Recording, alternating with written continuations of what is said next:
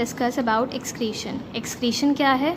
Removal of wastage from your body. ठीक है, waste product आपकी बॉडी में जो बनता है आपके पास, वो एक्सक्रीशन में आपके पास आता है। याद रखिएगा, डाइजेशन से जो निकलता है, रिलीज़ होता है, उसे इजेशन यानी आपके पास जो अनडाइजेस्टेड मटेरियल होता है वो दूसरी चीज़ है, लेकिन जो एक्सक्रीशन है वो यूरिन फॉर्म करता है, यानी वो ऐसा प्रोडक्ट जो आपकी बॉडी के अंदर टॉक्सिसिटी कॉज कर सकता है, वो एक्सक्रीशन कहलाता है।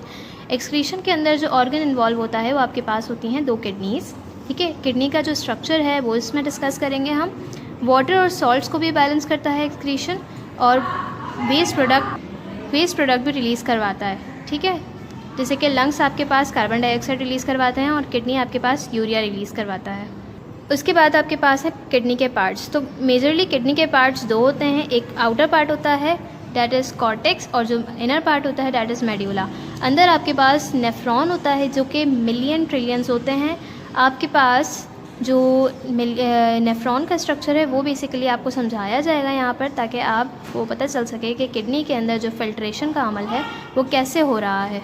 नेक्स्ट, किडनी का आउटर पार्ट कॉर्टेक्स के अंदर नेफ्रॉन्स होते हैं। न्यूरॉन्स पहले हमने पढ़ा था जो ब्रेन में था, ये नेफ्रॉन्स हैं, कीप इन माइंड नेफ्रॉन्स हैं। ठीक है, नेफ्रॉन्स के 2 मेजर पार्ट्स हैं आपके पास यहाँ पे, ये बोमेंस कैप्सूल कहलाते हैं, और जो यहाँ से वेसल्स गई हुई होती हैं ये प्रॉक्सिमल और कॉन्वोल्यूटेड टिब्यूल्स में आ जाता है। जो ग्लोमेरुलस होता है उसके अंदर सारा मटेरियल फ़िल्टर होके आ जाता है आपके पास। जो ग्लोमेरुलस यानी यहाँ कैपिलरी होती है वो ग्लोमेरुलस है, और जो ग्लोमेरुलस से जो आपके पास इस तरीके का चांद नुमा जो शेप कहलाता है बोमेंस कैप्सूल जो है आपके पास, ये आपके पास एक्सक्रीटरी वेस्ट इसके अंदर डल जाता है, और ये पूरा जिस तरीके से फ़िल्टर में आपके पास जो नेट लगा हुआ होता है इस तरीके से पूरी वेसल्स में जाता है, और यहाँ से एक्सक्रीट होती हैं जो काम की चीज़ें होती हैं वो ब्लड में वापस आ जाती हैं। ये लाइन आपके पास ब्लड की है, और जो एक्सक्रीटरी वेस्ट होता है वो यूरिन की फॉर्म में एक्सक्रीट आउट हो जाता है।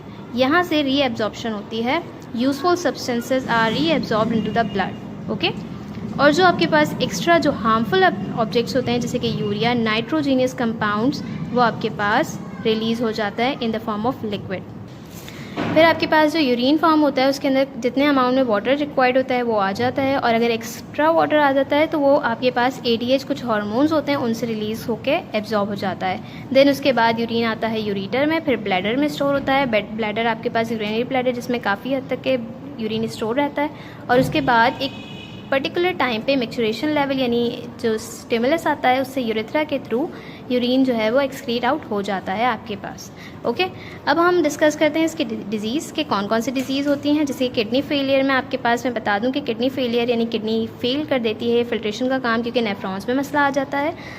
अगर ये किडनी फेल कर देती है अपना काम तो या तो किडनी मशीन्स यूज़ होती हैं या तो फिर किडनी ट्रांसप्लांट होता है। जैसे कि डायलिसिस ट्यूब है, एक तरफ से ब्लड रिसीव होता है डायलिसिस मशीन के अंदर, दूसरी तरफ से क्लीन ब्लड दोबारा से आपकी बॉडी में एंटर हो जाता है।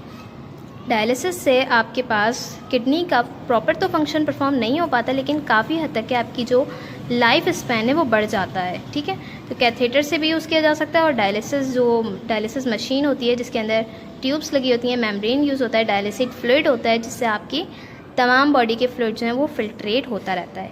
और जो किडनी ट्रांसप्लांट है वो तो आपके पास कम्प्लीटली दूसरी नई किडनी है आपके पास ऐड करवाई जाती है दूसरे पर्सन से पेशेंट के अंदर। 2 किडनीज़ पे आपके पास होता है हमारे पास जो काम होता है, लेकिन एक किडनी पे भी सर्वाइवल हो सकता है, लेकिन लोड पड़ता है तो काफ़ी जो टाइम स्पेन है वो कम हो जाता है ज़िंदगी का, लेकिन डेथ रेट से थोड़ा कम हो जाता है आपके पास। ठीक है, तो किडनी ट्रांसप्लांट भी हमेशा और उन्हीं लोगों से हो सकता है किडनी ट्रांसप्लांट जो आपके रिश्तेदार हैं, रिलेटिव्स हैं, उनसे ज़्यादा आसानी से हो सकता है, वरना फिर आपको कुछ ऐसी मेडिसिन भी लेनी पड़ती हैं, क्योंकि ज़ाहिर सी बात है जब कोई बाहर की चीज़ आपकी बॉडी में आती है तो आपकी बॉडी का फंक्शन जो है वो इंक्रीज़ हो जाता है उसको किल करने का, तो किडनी के ऊपर भी इफेक्ट आता है। तो आपको सप्लीमेंट्स ऐसी लेनी पड़ती हैं जो कि आपकी इम्यूनिटी को, आपकी क़ुव्वत मुदाफ़त को कम करती है। ओके, कुछ मेडिसिन भी लेनी पड़ती हैं। किडनी ट्रांसप्लांट ज़्यादा इफेक्टिव होता है एज़ कम्पेयर टू डायलिसिस, लेकिन इसमें कॉस्ट इफेक्टिव होता है क्योंकि पूरा ऑर्गन आप ट्रांसप्लांट करवा रहे हैं।